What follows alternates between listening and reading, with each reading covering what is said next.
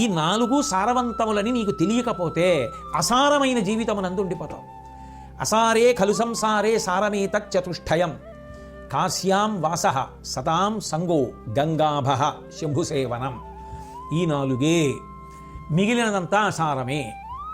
అంటే అసారమే అంటే నీ వెంట వచ్చేది కాదు, నీ ఆత్మోద్ధరణకి పనికొచ్చేది కాదు, నీ జీవితాన్ని చక్కదిద్దేవి కావు.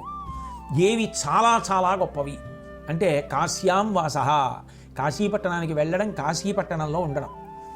2 సతాం సంగో, సత్పురుషులతోటి స్నేహము. సత్పురుషులు ఎవరిని పడితే వాళ్ళనేమి అదే పనిగా దగ్గరికి చేర్చుకుని కూర్చోబెట్టుకుని మాట్లాడరు.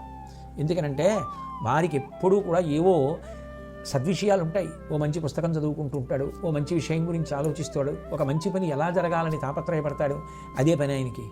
అక్రమాలైన విషయాలన్నీ వింటూ ఉండడమును, అక్రమాలైన విషయాలన్నింటి జోలికి విడుతూ ఉండడం చేస్తాడు ఆయన. అందుకని అదే పనిగా మనుషుల్ని పిలిచి కూర్చోపెట్టడం.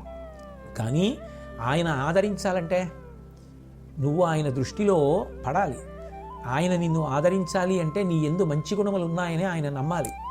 ఆయన నమ్మితే ఆయన దగ్గరికి వెళ్ళగలవు. ఆయన దగ్గరికి చేరావా నీ జన్మ పండిందని గుర్తు. అందుకే కాశ్యాం వాస, కాశీలో ఉండడం, సతాం సంగో, సత్పురుషులతో స్నేహం చేయడం, గంగాభ, గంగానదిలో స్నానం చేయడం, శంభుసేవనం, శివార్చన చేయడం. ఈ 4 కన్నా సారవంతమైనవి ఇక జీవితమునందు ఉండవు. అయినప్పుడు సతాం సంగో, సత్పురుషులతోటి సహవాసము ఎంత గొప్పదైనది. లోకంలో మనకి బాహ్యంలో కనపడేటటువంటి వాటిలో ఒక్కొక్కటే తీస్తుంది. గంగా పాపం, శశి తాపం, దైన్యం కల్పతరుస్తథ. పాపం తాపంచ దైన్యంచ హంతి సత్పురుష దర్శనం. ఎంత అద్భుతమైన మాట చెప్పారో చూడండి. గంగా పాపం, గంగానది దగ్గరికి వెళ్ళి గంగానదిలో స్నానం చేస్తే పాపాలు పోతాయి.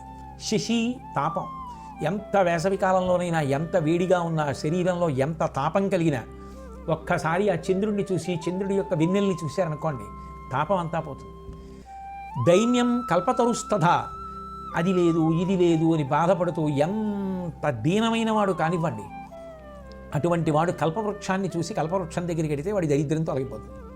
సత్పురుషుడి దగ్గరికి వెడితే ఏదో ఒకటి పోవడం కాదు, పాపం తాపంచ దైన్యంచ హంతి సజ్జన దర్శనం. సజ్జనులతో కలిసి ఉంటే పాపములు పోతాయి, తాపము పోతుంది, దైన్యము పోతుంది.